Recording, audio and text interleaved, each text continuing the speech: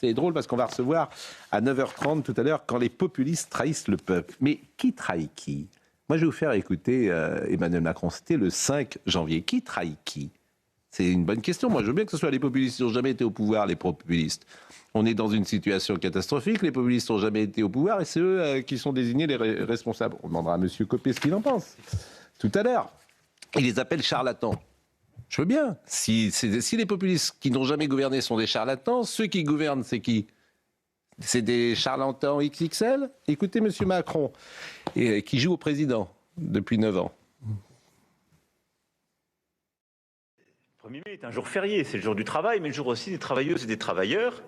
Enfin, tous les gens qui défendent ce jour sont souvent contents de descendre pour acheter leurs baguettes et ou le gâteau qu'ils vont partager en famille.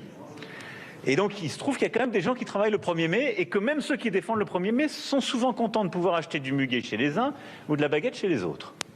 Et d'aller dans un restaurant qui est ouvert pour que, avec leur famille, peut-être partager un repas. Et ça, il faut donner de la sécurité juridique à ce jour. Et donc, on ne peut pas continuer comme on l'a fait. Et donc, pour les commerces alimentaires en particulier, et tout particulièrement nos boulangeries, je ne veux pas qu'on reste dans une situation avec des contrôles, des redressements, de l'insécurité. Là-dessus, il y a un travail qui a été fait et j'en remercie aussi le ministre et ses services. Il y a une concertation qui a été conduite et je me réjouis qu'une loi visant à élargir les possibilités de travailler le 1er mai ait été adoptée par le Sénat en juillet dernier. Une très bonne initiative prise par les sénateurs. Cette proposition de loi doit poursuivre son parcours à l'Assemblée et je souhaite qu'elle permette justement à nos commerces alimentaires et en particulier à nos boulangers qui le souhaitent d'ouvrir leur établissement en mai prochain dans un cadre sécurisé, en faisant le cas échéant travailler leurs salariés avec bien sûr l'accord de ces derniers. Mais il faut que le cadre soit clair, que le consentement soit pris, que ce soit transparent pour tout le monde, évidemment mieux rémunéré, mais qui ait une sécurité juridique pour chacune et chacun. Bon, ça c'était le 5 janvier, c'est pas très vieux. Quand je dis il joue à être président, là il a une parole de président. Mais s'il dit le contraire après, c'est pour ça que je dis jouer, puisqu'il se dénie, il se dédie lui-même. Donc c'est plus possible. C'est lui qui dit ça, c'est pas moi. Mais le crépuscule. Qu'est-ce qui a changé depuis le 5 janvier du pouvoir, c'est que le président de la République n'est même plus capable de faire une nouvelle loi sur l'ouverture des boulangeries. Voilà, on en est aujourd'hui de la perte de pouvoir du président de la République. C'est quand même terrifiant. Alors, certains diront que c'est anecdotique. Je crois au contraire que ça montre vraiment de manière éclatante les problématiques que l'on rencontre aujourd'hui dans le monde politique, où vous avez des personnes qui disent une chose, puis le lendemain le contraire. Jean-Pierre Farandou, ministre du Travail, la semaine dernière, il était ici sur ce plateau, il disait qu'il était favorable à la loi. Puis aujourd'hui, hier en tout cas, il a dit devant les syndicats, non, en fait, on arrête. Mais bien sûr, alors c'est là le problème de la parole politique. Après, effectivement, les gens n'y croient plus. Ils ont raison de ne pas y croire, puisque la parole ne vaut rien. Rien. C'est comme si je ne vais pas utiliser une expression très triviale et très vulgaire, mais c'est insupportable. Alors, Mme Braun-Pivet, visiblement, a parlé ce matin, elle n'est pas très contente. Écoutons Mme Braun-Pivet. Je suis évidemment déçue parce que c'est un échec en fait de la concertation et je trouve que c'est symptomatique de ce qui se passe dans notre pays. C'est la responsabilité du gouvernement qui n'a pas négocié avec les organisations syndicales alors qu'il avait plus d'1 an pour le faire. Le résultat, c'est quand ça arrive dans l'hémicycle, patatras, ça ne se passe pas bien et on se met à négocier le vendredi soir. Mais c'est trop tard. Il faut négocier avant, il faut écouter le Parlement et il faut écouter les organisations syndicales. Moi, je n'en peux plus de ce pays où les gens ne se parlent pas. Mais il faut surtout écouter les Français plus que les organisations syndicales qui représentent, pardonnez-moi, personne en France, ou quasiment personne. Si on se dit les choses, en tout cas de moins en moins, Charlotte Dornelas. Leur combat profite à tous. C'est un peu difficile de comparer avec les autres pays quand même. Je veux dire, en Allemagne, vous ne profitez des avancées syndicales que si vous êtes syndiqué. C'est pas vrai en France, donc il y a moins d'intérêt à se syndiquer aussi. Donc c'est quand même, il y a une... Comment ? Oui, c'est juste, absolument. Oui. C'est comme ça que ça mais se il passe. y a quand même une tradition importante, et notamment sur le 1er mai. Il y a un débat qui mérite un peu mieux aussi que, je pense, les hurlements de la CGT ou ce que disait Emmanuel Macron, parce que dans le fond, quand on l'écoute bien, il ne s'engage pas vraiment. Il explique qu'on va en parler, mais on ne sait pas. Parce que les boulangeries ou les fleuristes peuvent ouvrir le 1er mai. Simplement, ils ne peuvent pas obliger à travailler. Le 1er mai, c'est un jour chômé obligatoire pour les salariés, pas pour les patrons. Donc ils peuvent ouvrir, ils peuvent travailler avec un associé, avec leur famille, de manière exceptionnelle, mais pas avec des salariés.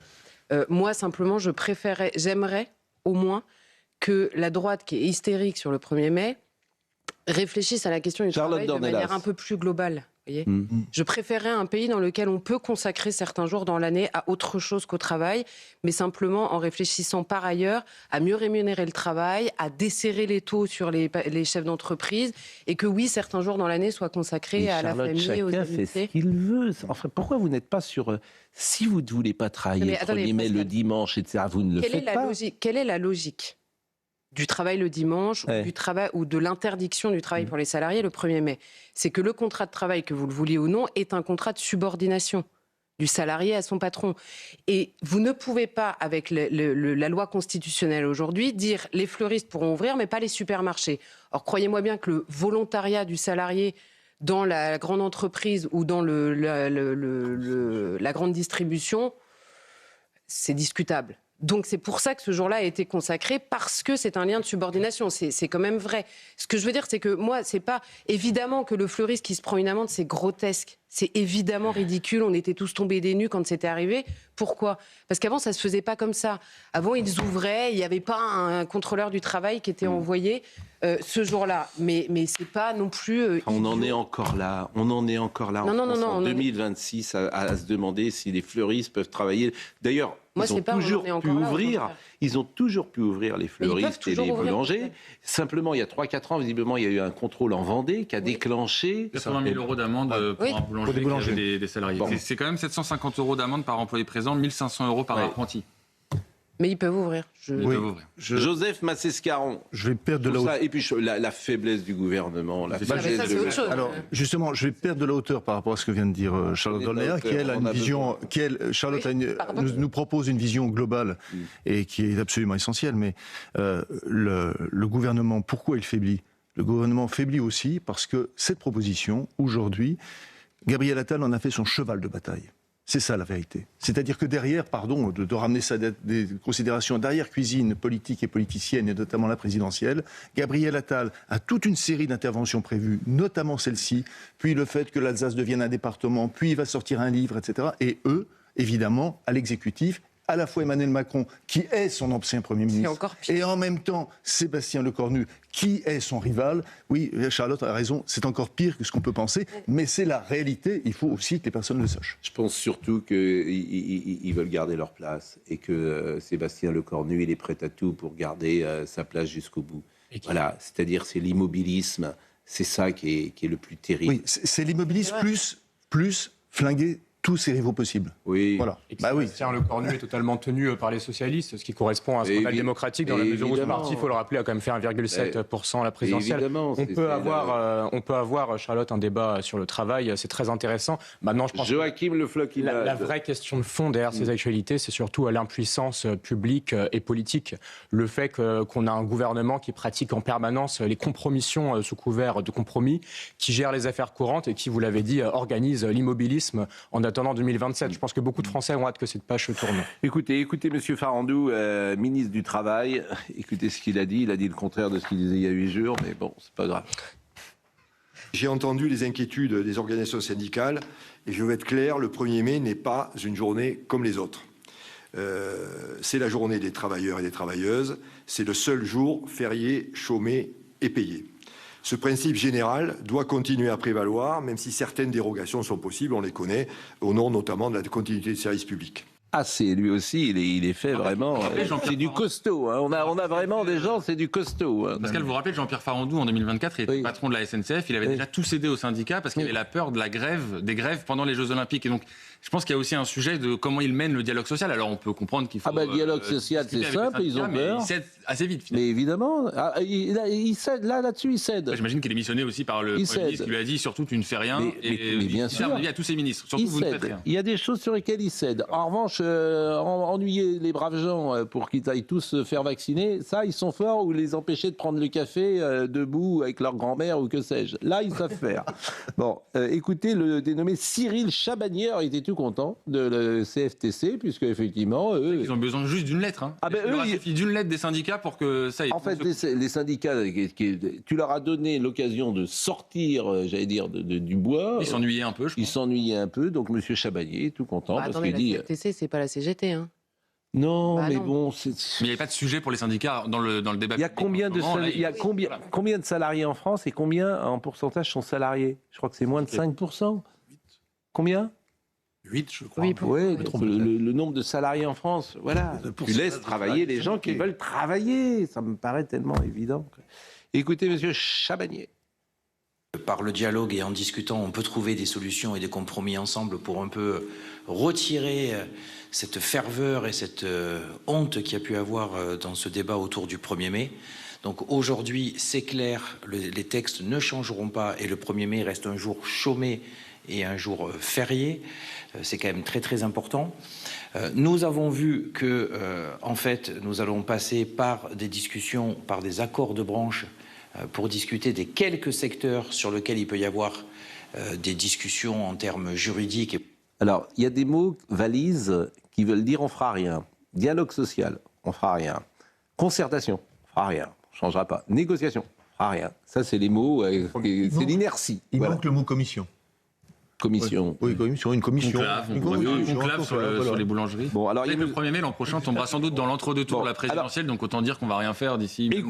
Écoutez Valentin Rouillon qui, effectivement, alors ça, c'est la réalité, parce que les gens qui nous gouvernent sont évidemment... C'est pas qu'ils sont déconnectés, parce qu'ils savent, d'ailleurs, ils savent bien. Non, puisqu'on va écouter le boulanger, par exemple, ils savent bien que ce boulanger, il veut travailler. Mais par couardise, par manque de courage, Pas de vague. par pas de vague, vous voyez, tout un système qui fait que on fait rien. Depuis 40 ans, dans plein de domaines. Alors qu'il faudrait être effectivement, c'est un état d'esprit le travail des dire. On appellera ça de l'habileté politique à la fin pour dire que Sébastien Lecornu. Oui, c'est ça, il est très habile. Il est très habile. Moi, je vais vous dire, monsieur Lecornu, en temps de guerre, moi, je ne pars pas à la guerre avec lui. Parce que je sais que je vais être en difficulté, parce qu'il faut effectivement, ce ne sont pas des gens qui sont faits pour ça. Ils sont faits pour autre chose, sans doute, mais ils ne sont pas faits pour aller au combat. Ah, c'est un côté 7e compagnie qui est assez quand même... Oui, assez fort. Oui, mais au moins, la 7e compagnie, pardonnez-moi, on riait, ils sont sympathiques. C'est juste. Parce que là, ils ont des têtes en plus d'enterrement. Le Cornu, je ne le mets pas autour de la table pour rire comme Pierre Mondy. Il est beaucoup plus rigolo, Pierre Mondy. Bon, écoutez, comment ? Il a de l'humour. Alors, il en a beaucoup, mais manifestement, c'est pas... Sans rire. Bon, pas sans rire, comme vous dites, mais bon. Bref, écoutons ce sujet sur les boulangers, parce que ça, c'est la réalité de gens qui travaillent. Ils n'ont pas de chauffeur, ils ne gagnent pas ce que gagne monsieur Lecornu, ils ont juste besoin de bosser, en fait. Les boulangeries vont-elles pouvoir ouvrir le 1er mai ? À Nice, Daniel Cheminal l'espère, mais il ne prendra aucun risque. Moi, je ne comprends pas qu'on empêche les gens de travailler. Regardez les fleuristes. Ils n'ont pas le droit de vendre du muguet le 1er mai, alors que dans toutes les rues, dans tous les coins de rue, on vend du muguet à la sauvette. Donc on est 15 à travailler. Donc multiplié par 15, c'est pas la peine, quoi. Autant rester fermé et rester couché. Selon cet artisan boulanger, une fermeture le 1er mai lui ferait perdre 5 000 € net. Alors du côté des employés, ouvrir ou fermer, la question divise.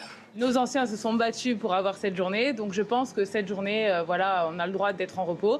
Maintenant, il faudrait que ça soit pour tout le monde pareil. C'est des grosses journées, c'est comme le lundi de Pâques, le 8 mai, etc. Donc c'est des journées où il y a plus d'affluence, donc plus de chiffre d'affaires, et après c'est bénéfique pour nous et pour le patron.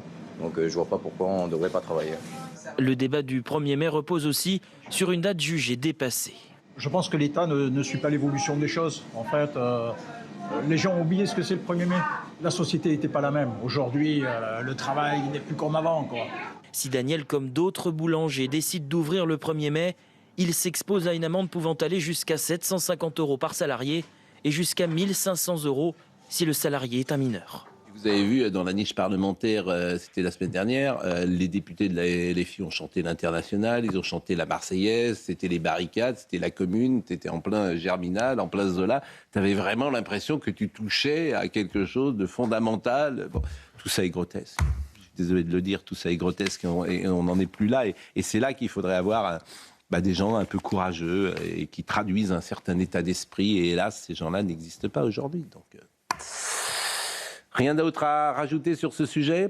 On pourra interroger Jean-François Copé dans quelques instants. Quand les populistes trahissent le bien les peuple. pains au chocolat, Jean-François Copé. Oui, mais alors... Ça commence bien, ça. Oui, mais alors ne lui dites pas ça, mais j'ai l'impression que depuis ce jour-là, il fait tout pour se faire pardonner d'avoir dit ça.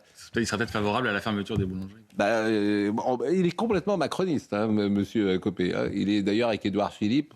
C'est une question qu'on lui pose. C'est plus compliqué que ça à ce moment-là. Comment ? C'est plus compliqué que ça. Mais il n'y a pas... Arrêtez avec c'est pas plus compliqué que ça.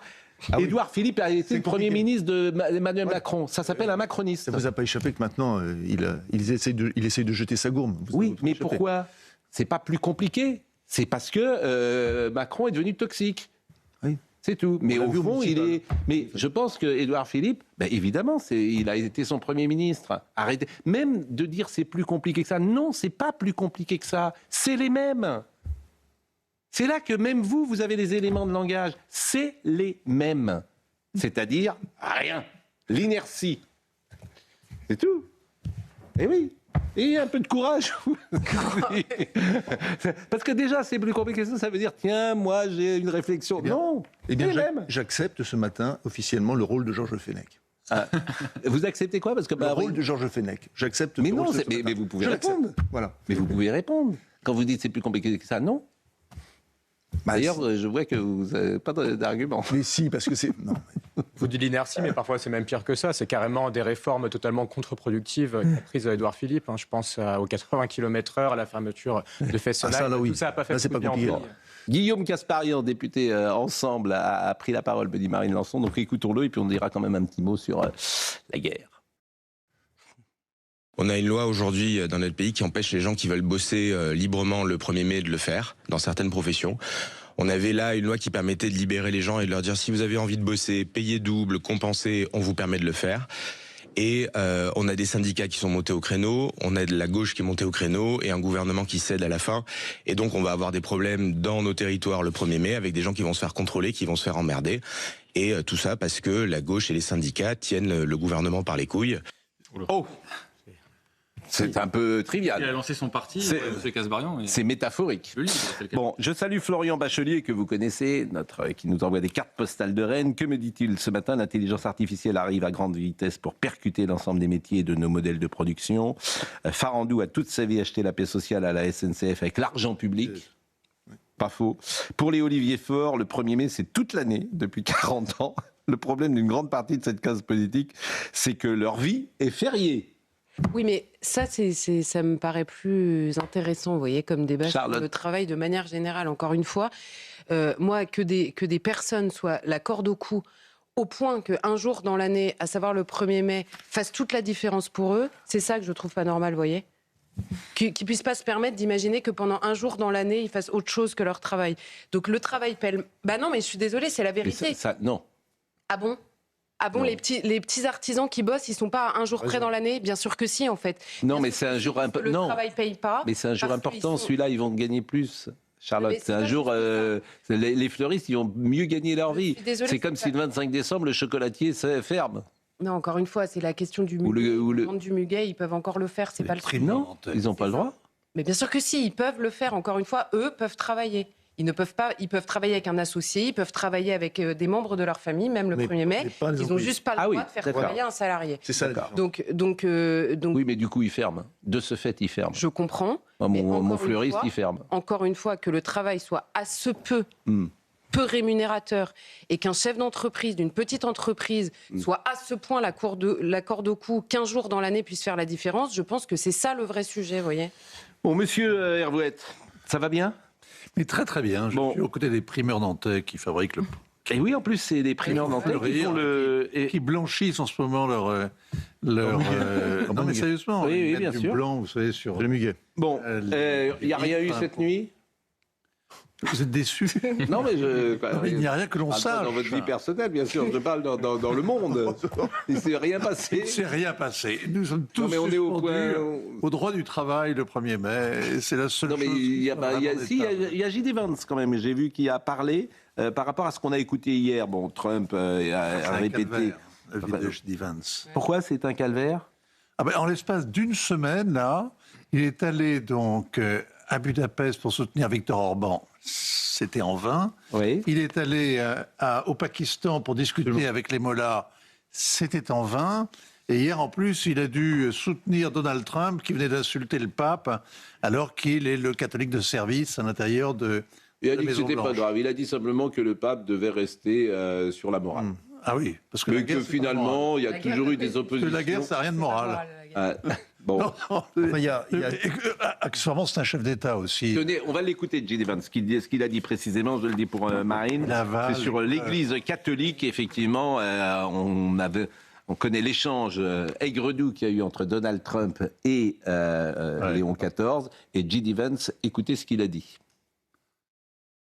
Que ce soit pour les négociations ou pour savoir si nous parviendrons finalement à un accord, je pense sincèrement que la balle est Pas dans le bon son. C'est pas le bon son. C'est le son. On l'écoutera peut-être dans la. Non, mais c'est deuxième. intéressant. Ah, écoutez-le. Il est maintenant.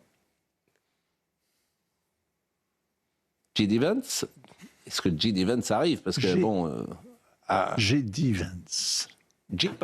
Je pense que dans certains cas, il vaudrait mieux que le Vatican s'en tienne aux questions morales, qu'il se concentre sur ce qui se passe dans l'Église catholique et qu'il laisse le président des États-Unis se charger de définir la politique publique américaine. Mais quand il y a conflit, il y a conflit. Je ne m'en fais pas trop pour ça. Je pense que c'est quelque chose de naturel. Je suis sûr que ça arrivera à nouveau à l'avenir et ce n'est pas si grave que cela se soit produit dans le passé. Il nous dit ça à nous Français, évidemment, ça nous touche, on est d'accord, oui, hein, chacun chez soi. Sauf que, en l'occurrence, c'est Donald Trump qui s'est complètement trompé, égaré, qui a dit des insanités sur le Saint-Père.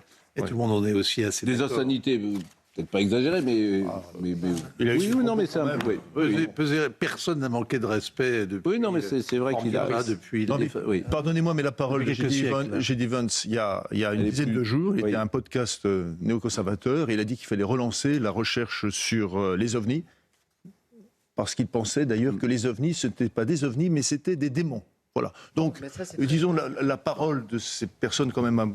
Jean-François Copé est-il un... La vraie faute qu'il a peut-être commise, pardonnez-moi. Allez, la pause. La pause? Ah bon, d'accord. Bon. Jean-François Copé est-il un ovni? Non. Mais quand les populistes trahissent le peuple, on va. D'abord, c'est intéressant de recevoir souvent Jean-François Copé parce que il y a du débat. Oui. Donc ça, il ne le refuse pas. Bon. Oui, mais le problème, des gens intelligents, il y en a plein. Ben oui. Ouais. Mais il y en a plein. De moins en moins, quand même. Il y en a plein, je veux dire, il y en a plein. C'est pas ça qu'on demande. On demande des gens qui soient cohérents, qui prennent des décisions et qui soient courageux. Il faut être courageux aujourd'hui. Il faut être courageux. Comment? Mais il y en a plein les cimetières, des gens courageux. Parce que je vous assure, et c'est intéressant, par exemple, d'écouter Jean-François Copé et de voir combien il a pu changer, par exemple. Mais il va nous expliquer pour ça. Ça fait plusieurs jours que... de l'action. Le courage et l'intelligence de l'action, bien sûr, bravo, c'est une belle formule. Monsieur Copé, tout de suite, restez avec nous parce que ça fait plusieurs jours qu'on vous annonce ça veut dire. Donc il est là.